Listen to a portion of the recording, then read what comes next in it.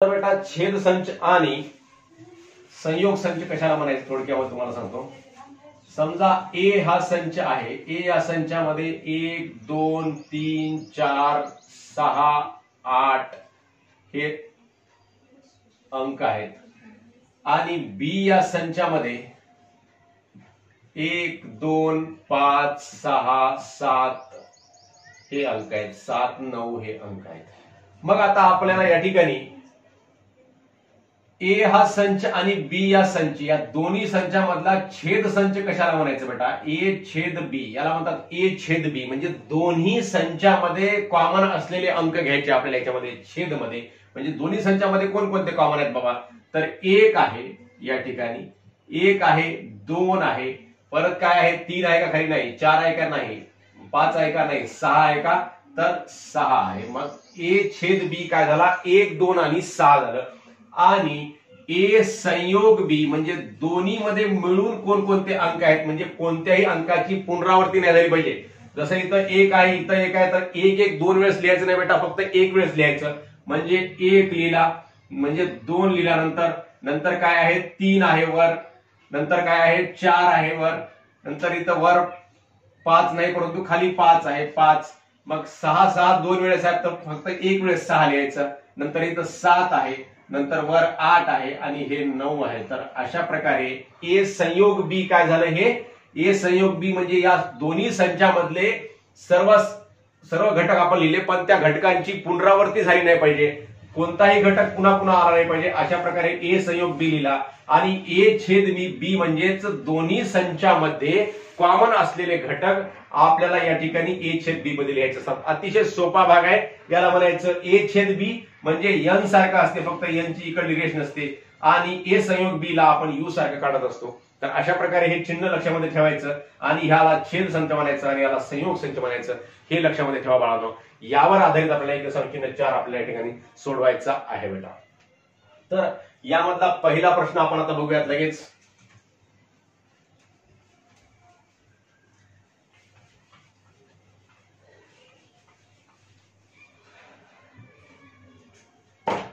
तर पहिला प्रश्न काय आहे बाळांनो या ठिकाणी, एन ए बरोबर 15 आणि नंबर ऑफ ए संयोग बी, याला म्हणायचं नंबर ऑफ ए संयोग बी। नंबर ऑफ ए संच किती आहे, 15 आहे। नंबर ऑफ ए छेद बी किती आहे, 7 आहे। तर एन संच बी काढा। तर नंबर ऑफ बी काढा, या ठिकाणी काढायचं आहे आपल्याला। मग जे माहिती दिली ते आपण लिहून घेऊया थोडक्यात म्हटल्यास। एन ए बरोबर 15,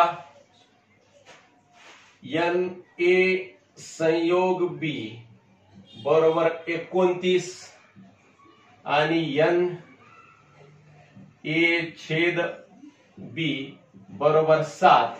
तर आपल्याला एन बी काढायचं आहे बेटा, एन बी बरोबर किती? तर मुलांनो एक सूत्र आहे, याचं लक्षामध्ये ठेवायचं। कोणतं सूत्र आहे?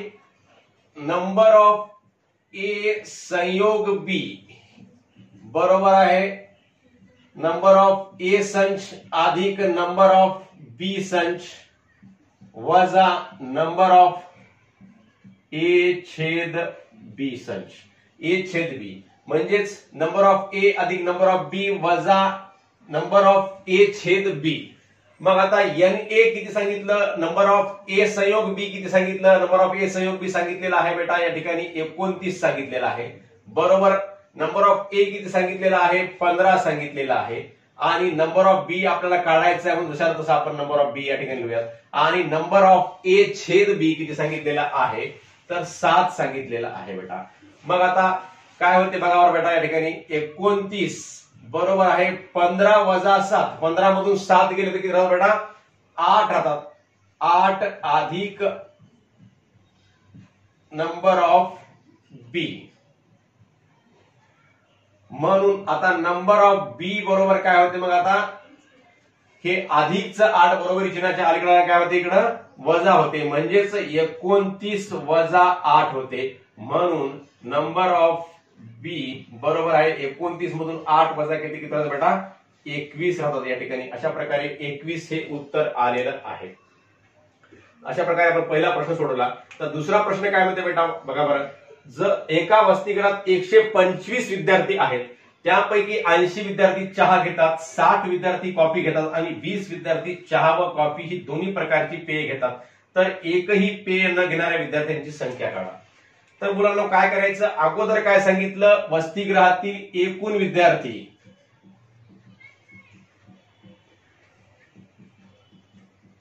वसतिगृहातील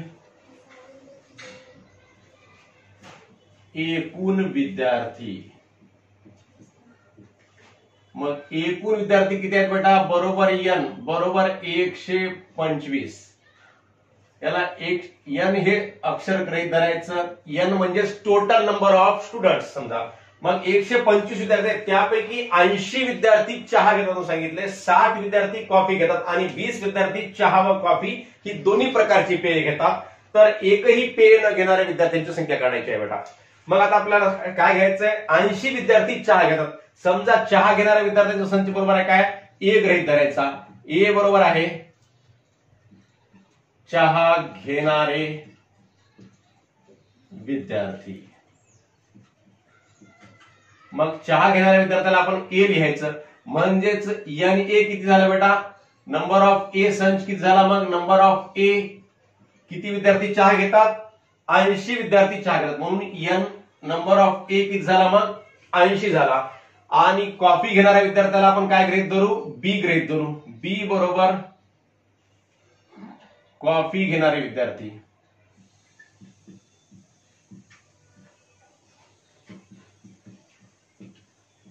कॉफी घेणारे विद्यार्थी म्हणून मग आता एन बी काय होईल, मग नंबर ऑफ बी किती होईल, कॉफी घेणारे किती विद्यार्थी आहेत, 60 विद्यार्थी आहेत. आता पुढचा शब्द महत्वाचा आहे बेटा, पुढचं वाक्य महत्वाचं आहे, लक्षामध्ये ठेवा. आणि 20 विद्यार्थी चहा व कॉफी ही दोन्ही प्रकारची पेय घेतात. जसं तुम्हाला आत्ताच सांगितलं, छेद संच म्हणजे दोन्ही मध्ये काय कॉमन असलेले, दोन्ही संचामध्ये कॉमन आहेत. म्हणजे ह्या 80 आणि 60 मधले असे 20 विद्यार्थी आहेत की कॉफी मध्येही 20 आहेत ते आणि चहामध्ये सुद्धा 20 आहेत विद्यार्थी. म्हणजे दोन्ही पिणारे, चहा प्यायचे का म्हणलं तरी होच म्हणतात आणि कॉफी प्यायची का म्हणलं तरी होच म्हणतात. अशा प्रकारे दोन्हीकडून साधून घेणारे किती विद्यार्थी आहेत, 20 विद्यार्थी आहेत. म्हणजे चहा प्यायला सुद्धा तयार आहेत आणि कॉफी प्यायला सुद्धा ते विद्यार्थी 20 विद्यार्थी तयार आहेत. मग अशा प्रकारच्या म्हणजे दोन्ही संचामध्ये कॉमन असलेल्या विद्यार्थ्यांचा समावेश कशामध्ये होईल, तर छेद संचामध्ये होईल. जो घटक दोन्ही मध्ये कॉमन असतो, दोन्ही संचामध्ये कॉमन असतो, त्या घटकाचा समावेश छेद संचामध्ये करायचा असतो. जसं तुम्हाला आत्ताच सांगितलं, 1 2 3 4 5 6 7 8 9 अशा पण संख्या घेतल्या होत्या. तर दोन्ही संचामधले आपण जे संख्या कॉमन होत्या त्या संख्यांचा समावेश कशामध्ये घेतला होता, छेद संचामध्ये. मग आता या ठिकाणी काय करायचं, चहा व कॉफी घेणारे विद्यार्थी, चहा व कॉफी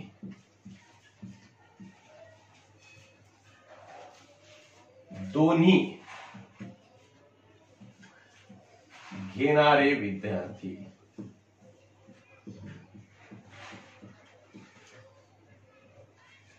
याला काय म्हणतात बेटा, नंबर ऑफ ए छेद बी. बरोबर आहे, नंबर ऑफ ए छेद बी बरोबर किती, मग आता किती आहेत ते, 20 आहेत. 20 आहेत.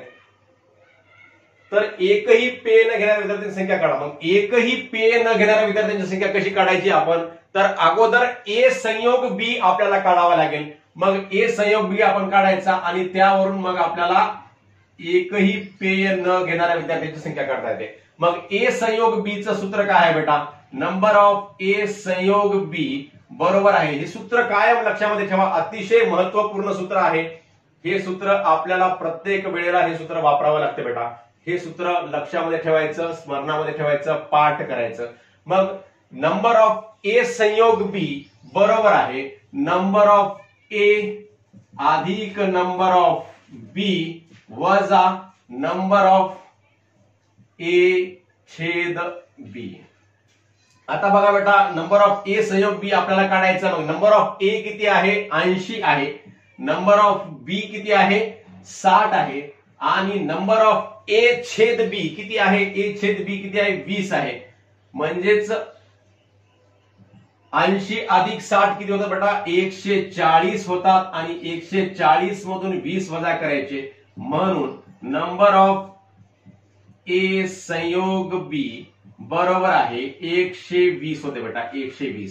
मग आता नंबर ऑफ ए संयोग बी आपल्याला काढायचं का नाही. आता ए संयोग बी म्हणजे तुम्हाला काय सांगितलं होतं तर दोन्ही संचामध्ये येणारे विद्यार्थी म्हणजे त्यांची पुनरावृत्ती नाही झाली पाहिजे. म्हणजेच 120 विद्यार्थी काय करतील मग एकूण विद्यार्थ्यांपैकी 120 विद्यार्थी चहा आणि कॉफी किंवा चहा व कॉफी दोन्ही घेणारे अशा प्रकारे चहा किंवा कॉफी घेणारे विद्यार्थी किती आहेत म्हणजेच हे पेय घेणारे विद्यार्थी किती आहेत 120 आहेत. मग आता एकूण विद्यार्थी किती होते बेटा 125 होते. म्हणजे 125 विद्यार्थ्यांपैकी 120 विद्यार्थी चहा तरी घेतात किंवा कॉफी तरी घेतात किंवा मग चहा व कॉफी दोन्ही पेय पिणारे सुद्धा त्याच्यामध्ये समावेश आहे. म्हणजे सर्व प्रकारची पेय पिणारे विद्यार्थी किती आहेत तर 120 आहेत. एकतर चहा घेतील किंवा कॉफी घेतील किंवा चहा व कॉफी दोन्ही घेणारे सुद्धा यांचा समावेश म्हणजे सगळ्या प्रकारचे पेय घेणाऱ्या विद्यार्थ्यांचा समावेश कशामध्ये होतो ए संयोग बी मध्ये होतो. मग अशा प्रकारे ए संयोग बी आपण 120 काढला बेटा. मग 120 काढल्यानंतर एकूण विद्यार्थी संख्या किती आहे 125 आहे. म्हणून एकही पेय न घेणारे विद्यार्थी आपल्याला काय काढायचं आहे एकही पेय न घेणाऱ्या विद्यार्थ्यांची संख्या काढायची आहे. म्हणून एकही पेय न घेणारे विद्यार्थी एकही पेय घेत नाहीत बाबा असे किती विद्यार्थी आहेत बरोबर आहे n मायनस नंबर ऑफ ए संयोग बी. मग n किती आहे एकूण विद्यार्थी संख्या किती आहे 125. 125 मधले 120 मुलं काही ना काहीतरी पेय घेतात मुलांनो. मग 125 वजा 120 बरोबर आहे 5. म्हणून एकही पेय न घेणारे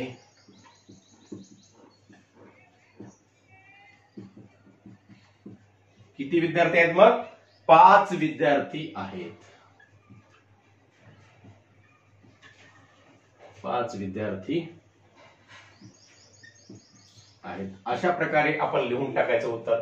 अतिशय सोपी बाब आहे. फक्त समजून घ्यायचं की ए संयोग बी आपण काढलं. ए संयोग बी का काढलं तर 80 विद्यार्थी चहा घेणारे 60 विद्यार्थी कॉफी घेणारे आणि याच्यामधले 20 विद्यार्थी कसे आहेत चहा आणि कॉफी दोन्ही घेणारे. मग या सगळ्यामधले संयोग केले तर याच्यामध्ये एकूण विद्यार्थी किती आहेत चहा घेणारे कॉफी घेणारे याची संख्या काढावी लागते आणि हे निघालेली संख्या या एकूण नंबर ऑफ विद्यार्थी जे आहेत एकूण नंबर ऑफ स्टुडंट जे आहेत त्याच्यामधून वजा करावे लागते. म्हणजे n वजा n नंबर ऑफ ए संयोग बी केलं की आपलं उत्तर या ठिकाणी प्राप्त होते. अशा प्रकारे हे 2 प्रश्न सोडवले.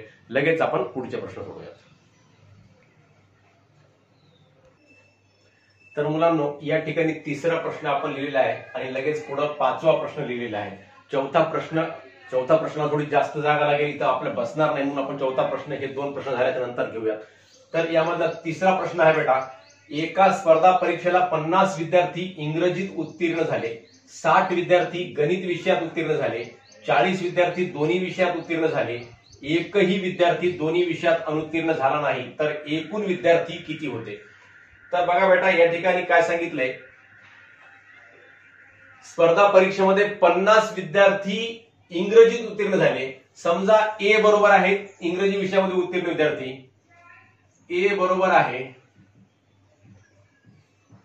इंग्रजी विषयात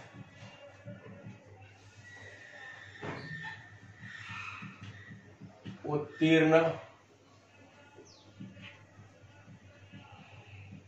विद्यार्थी म्हणून नंबर ऑफ ए बरोबर किती 50.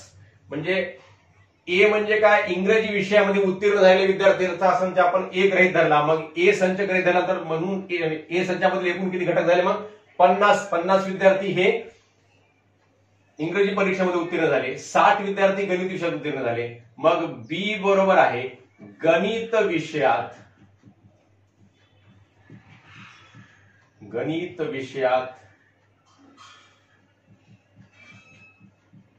उत्तीर्ण विद्यार्थी. गणित विषयामध्ये उत्तीर्ण विद्यार्थी किती झाले मग 60.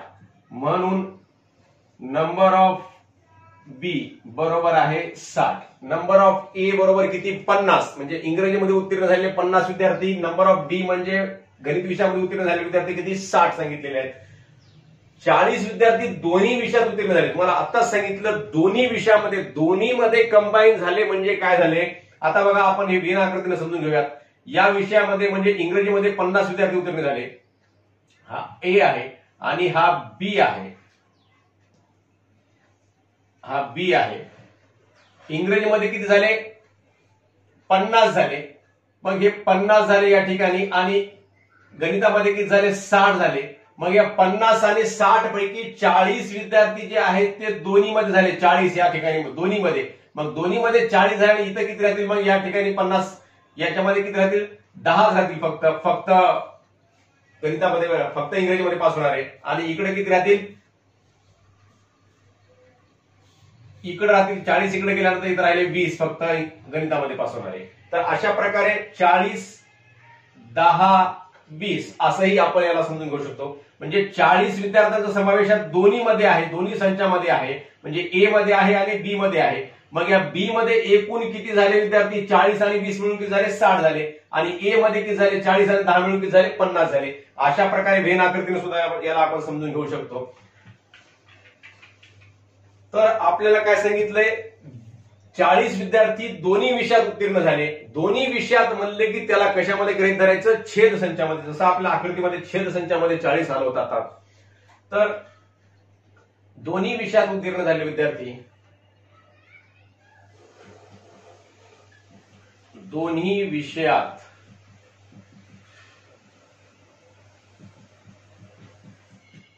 उत्तीर्ण विद्यार्थी, दोन्ही विषयात उत्तीर्ण विद्यार्थी बरोबर आहे. याला कसं गृहीत धरायचं तुम्हाला आता सांगितलं.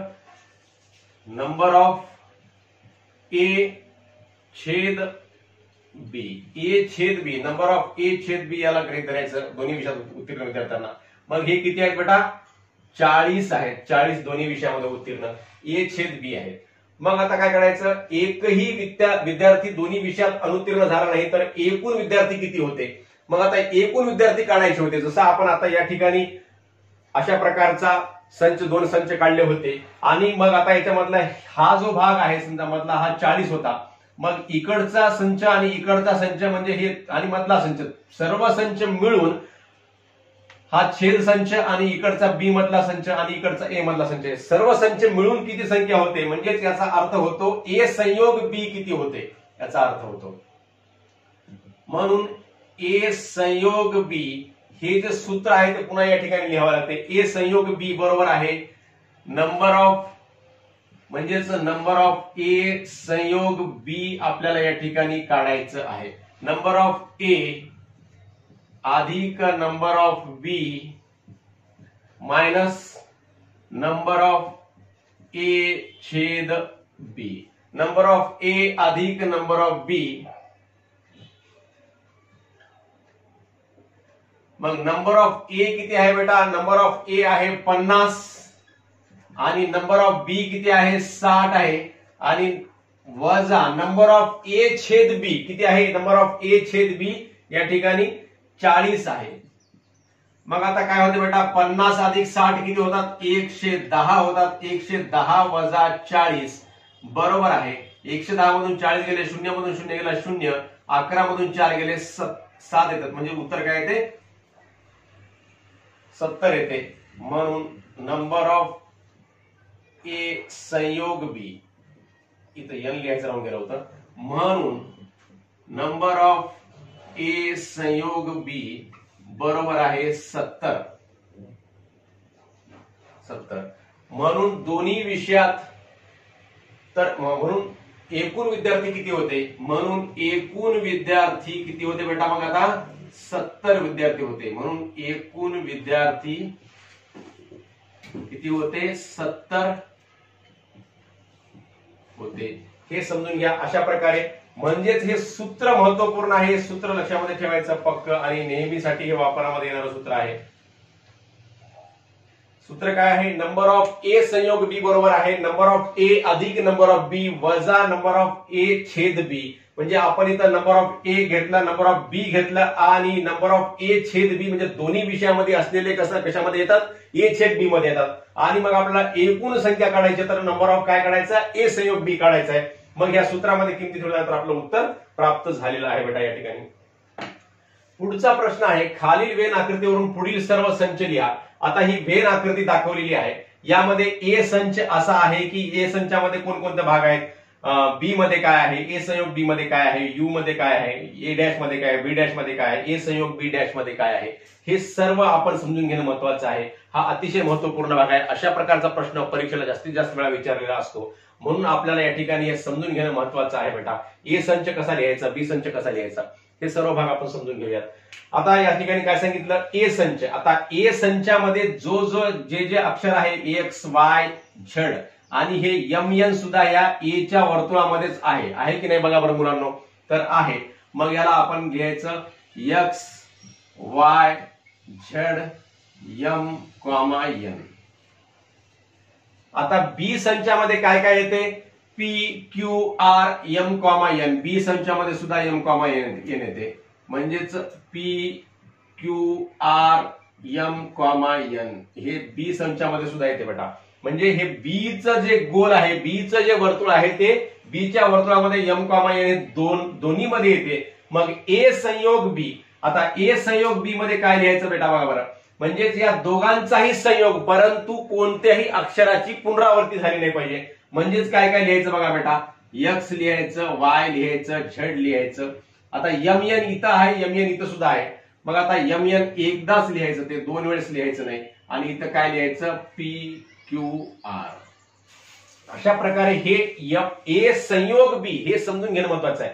या दोघांचा संयोग केल्यानंतर हे एम एन कोणत्या एकत्रच एकच वेळेस येईल, दोन वेळेस येणार नाही. कारण या दोघांची एम आणि एन ए संचामध्ये सुद्धा आहे आणि बी संचामध्ये सुद्धा आहे, परंतु याला लिहिताना यांचा संयोग झाल्यानंतर हे एकच वेळेस येईल बेटा, लक्षामध्ये ठेवा, हे महत्वपूर्ण आहे.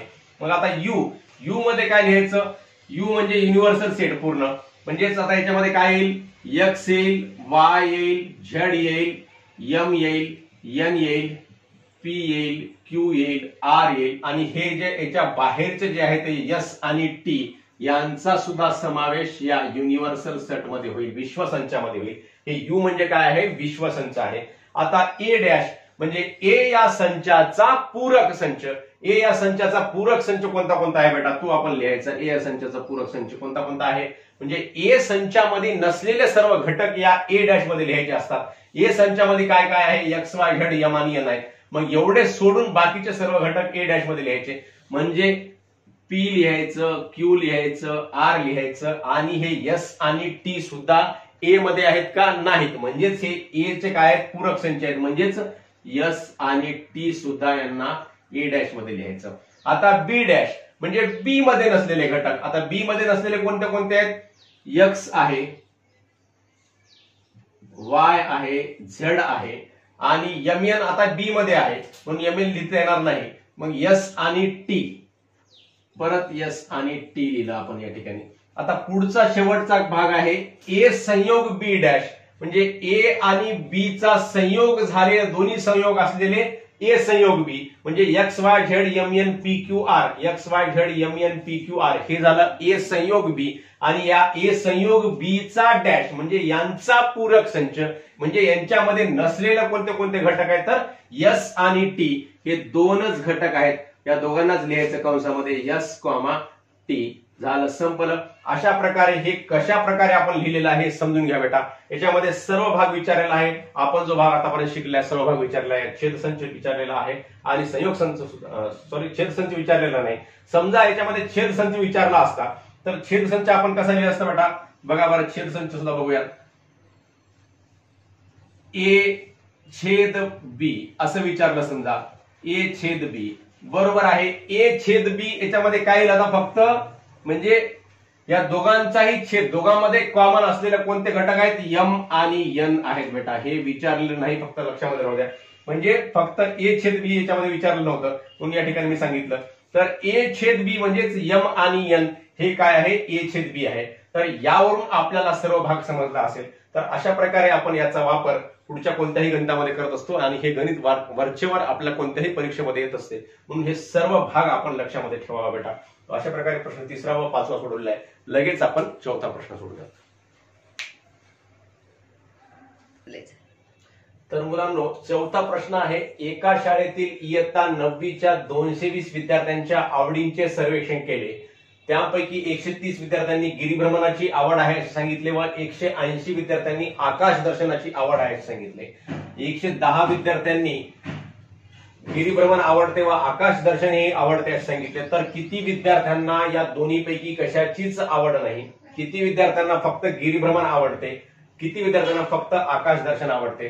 खूप मोठा प्रश्न आहे, परंतु व्यवस्थित सोडत गेल्यानंतर उत्तर येते, काय अवघड नाही. अगोदर काय काढायचं?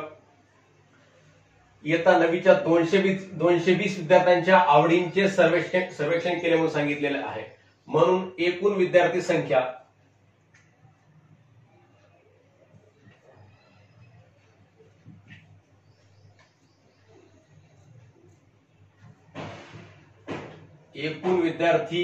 बरोबर आहे n. बरोबर किती सांगितले? 220 विद्यार्थ्यांच्या आवडींचं या ठिकाणी आपल्याला सर्वेक्षण केलेलं आहे बेटा. मग एकूण विद्यार्थी बरोबर आहे n बरोबर 220. त्यापैकी 130 विद्यार्थ्यांनी गिरिभ्रमणाची आवड आहे असं सांगितलेलं आहे. 130 विद्यार्थ्यांनी. मग आता आपल्या या ठिकाणी काय करावं होते? ए बरोबर आहे गिरिभ्रमण आवडणारे विद्यार्थी. गिरिभ्रमण आवडणारे विद्यार्थी.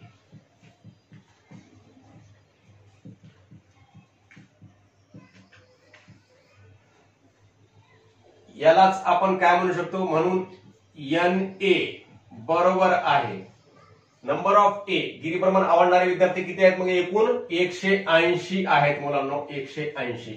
मग NA 180 आहे. आणि आता बी गृहीत धरायचं. बी बरोबर आहे आकाश दर्शन आवडणारे विद्यार्थी.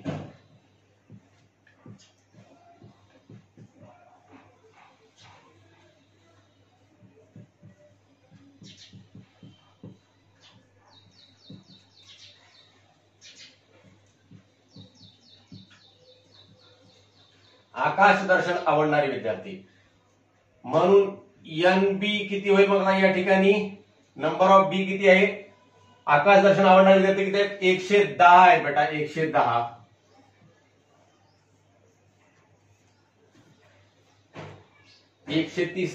त्यापैकी 130 विद्यार्थ्यांनी 130 आहेत गिरिभ्रमण आवडणारे आणि 180 आहेत आकाश दर्शन आवडणारे. 180 आहेत. 110 विद्यार्थ्यांनी गिरिभ्रमण आवडते व आकाश दर्शन ही आवडते. म्हणजे दोन्ही मध्ये आवड असणारे, दोन्ही संख्यामध्ये समावेश असलेले, दोन्ही संख्यामध्ये समाविष्ट असलेल्या घटकाला काय म्हणतात? आपण माहित आहे, आपल्याला शिकलेलं आहे. तर A/B म्हणतात. म्हणून दोन्ही आवड असणारे विद्यार्थी.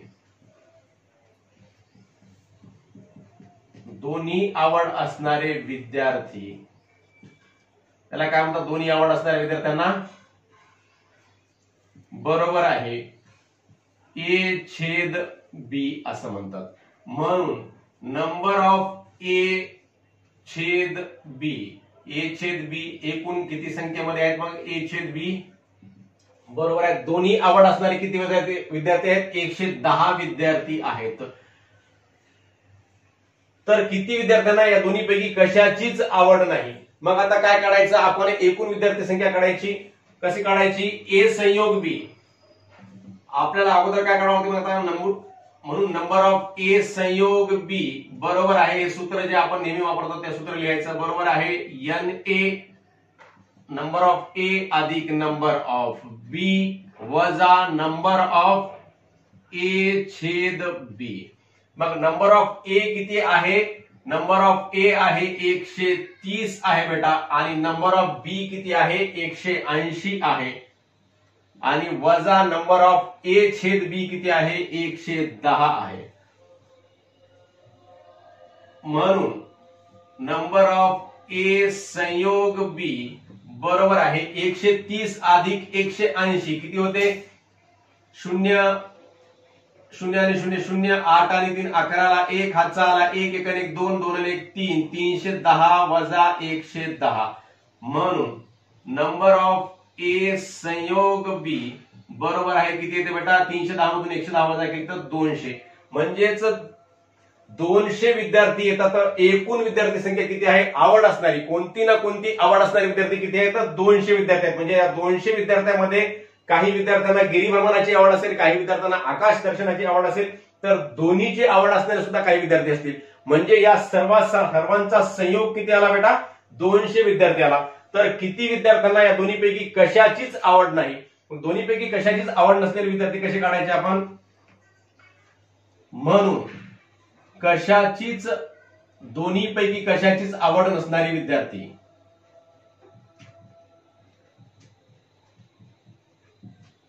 दोन्हीपैकी कशाचीच आवड नसणारे विद्यार्थी. काहीच आवडत नाही बाबा, वर्गामध्ये बसून राहायला आवडते असे कोण आहेत? तर किती विद्यार्थी आहेत? तर 220 विद्यार्थी होते बेटा एकूण विद्यार्थी. 220 विद्यार्थ्यांपैकी 130 ला गिरिभ्रमण आवडते, 180 ला आकाश दर्शन आवडते, 110 मुलांना दोन्ही आवडतात. म्हणजे ह्या 130 मध्ये आहेत, 180 मध्ये असेही काही मुलं आहेत. मग आता एकूण विद्यार्थी आवड असणाऱ्या विविध या दोन्ही बाबीमध्ये आवड असणाऱ्या एकूण विद्यार्थ्यांची संख्या किती निघाली? या सूत्राचा वापर करायचा आणि या सूत्राचा वापर करून काय निघाली संख्या? त्यांची एकूण आवड असणाऱ्या विद्यार्थ्यांची संख्या निघालेली आहे 200 विद्यार्थी संख्या निघाली एकूण आवड असणाऱ्या. मग या 200 मधून 220 एकूण विद्यार्थी आहेत. मग 220 मधून 200 वजा केले की कोणतीच आवड नसणारे विद्यार्थी आपल्याला निघतात. बरोबर आहे. n वजा a नंबर ऑफ ए संयोग बी बरोबर आहे 220 वजा 200 बरोबर किती? मग आता 20 विद्यार्थी निघाले कोणतीच आवड नसलेले दोन्हीपैकी. आता पुढचा प्रश्न काय विचारला बेटा? किती विद्यार्थ्यांना फक्त गिरिभ्रमण आवडते? किती विद्यार्थ्यांना फक्त गिरिभ्रमण आवडते? फक्त गिरिभ्रमण आवडणारे विद्यार्थी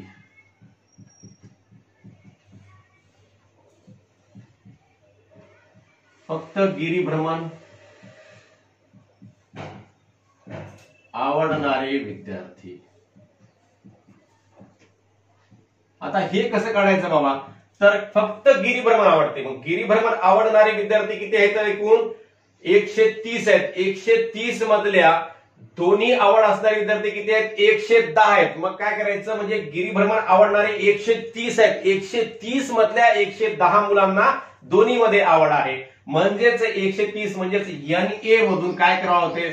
NA मधून वजा 110 करावं होतं. हे म्हणजेच नंबर ऑफ A छेद B. म्हणजे दोन्ही आवड असणारे वजा करायचे याच्यामधून. म्हणजेच काय करायचं? 130 वजा 110 बरोबर आहे. फक्त गिरिभ्रमण आवडणारे विद्यार्थी किती आहेत? मग 20 विद्यार्थी आहेत फक्त गिरिभ्रमण आवडणारे. आणि आता काय विचारलं पुन्हा? किती विद्यार्थ्यांना फक्त आकाश दर्शन आवडते? फक्त आकाश दर्शन आवडणारे विद्यार्थी फक्त आकाश दर्शन.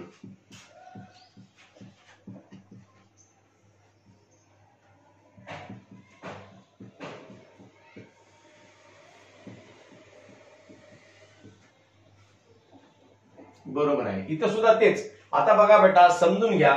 आकाश दर्शन आवडणारे विद्यार्थी किती आहेत? 180. म्हणजे 180 विद्यार्थी. थोडक्यामध्ये तुम्हाला या ठिकाणी मी वेन आकृती काढतो. आकाश दर्शन आवडणारे किती आहेत? 180 आहेत. आणि गिरिभ्रमण आवडणारे किती आहेत? गिरिभ्रमण आवडणारे आहेत 130.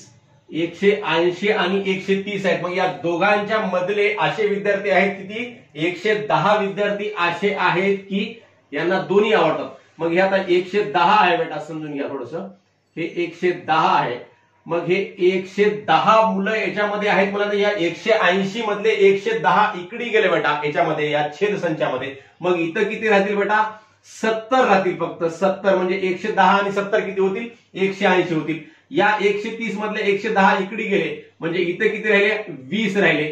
म्हणजेच 110 आणि 20 किती होतात? 130 होतात. जसं आपण इथं उत्तर काढलं 20 विद्यार्थी म्हणजे फक्त गिरिभ्रमण आवडणारे म्हणजे हे कोणते होते झाले? मग आता या ठिकाणी हे 20 झाले. आणि फक्त आकाश दर्शन आवडणारे किती? मग या ठिकाणी 70 उत्तर येईल बेटा.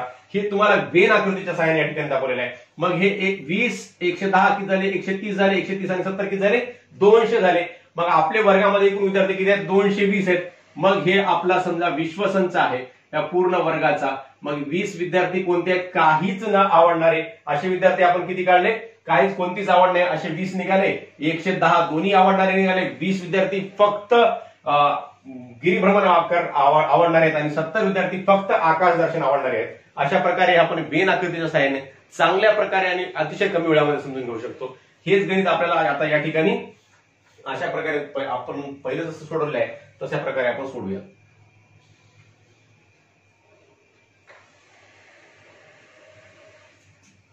फक्त आकाश दर्शन आवडणारे विद्यार्थी मग आता कसे काढायचे? बरोबर आहे, NB म्हणजे एकूण आकाश दर्शन आवडणाऱ्या विद्यार्थ्यांची संख्या वजा नंबर ऑफ A छेद संच B म्हणजेच काय होते? 180 वजा 110. जसं आपण आताच वेन आकृतीच्या साहाय्याने तुम्हाला दाखवलं होतं की 70 आलं होतं उत्तर. या ठिकाणी सुद्धा उत्तर किती आलेलं आहे? 70 विद्यार्थी हे उत्तर आलेलं आहे. अशा प्रकारे हा प्रश्न आपण सोडवलेला आहे. थोडासा मोठा वाटतो, कोणता प्रश्न राहिला तर नाही याच्यामध्ये सोडवायचा आपला. तर किती विद्यार्थ्यांना या दोन्हीपैकी कशाचीच आवड नाही? 20 विद्यार्थी. किती विद्यार्थ्यांना फक्त गिरिभ्रमण आवडते? 20 विद्यार्थी. किती विद्यार्थ्यांना फक्त आकाश दर्शन आवडते? 70 विद्यार्थी. अशा प्रकारे हा प्रश्न सोडवलेला आहे. समजून घ्यायचं, अगोदर गिरिभ्रमण आवडणारे विद्यार्थी काढले, आकाश दर्शन आवडणारे विद्यार्थी काढले, दोन्ही मध्ये आवड असणारे विद्यार्थी म्हणजेच A छेद B हे महत्वपूर्ण भाग आहे. दोन्ही मध्ये म्हणल्याबरोबर त्यांचा काय होत असते? ते A छेद B होत असते. म्हणजे जे आपल्याला या ठिकाणी वेन आकृतीमध्ये मधला जो भाग दाखवला होता तो मधला भाग म्हणजे हा A छेद B असतो. मग हा किती आहे? 110 आहे. मग हे सूत्र महत्वपूर्ण आहे. नंबर ऑफ A संयोग B बरोबर आहे नंबर ऑफ A अधिक नंबर ऑफ B वजा नंबर ऑफ A छेद B. या सूत्रामध्ये किमती ठेवल्या तर नंबर ऑफ A संयोग B म्हणजे एकूण आवड असणारे विद्यार्थी निघाले 200 आणि वर्गातली विद्यार्थी संख्या होती 220. म्हणून दोन्ही पैकी कशाचीच आवड नसणारे विद्यार्थी बरोबर आहे N वजा N नंबर ऑफ A संयोग B म्हणजे 220 वजा 200 केलं तर 20 निघालं. मग नंबर ऑफ A वजा नंबर ऑफ A छेद B केलं तर फक्त गिरिभ्रमण आवडणारे विद्यार्थी 20 निघाले आणि नंबर ऑफ B वजा नंबर ऑफ A छेद B केलं तर 180 वजा 110 केलं तर 70 विद्यार्थी फक्त आकाश दर्शन आवडणारे निघाले. अशा प्रकारे हा आपण सराव संच 1.4 मधला प्रश्न 1 ते 5 पूर्ण सराव संच सोडवलाय बेटा.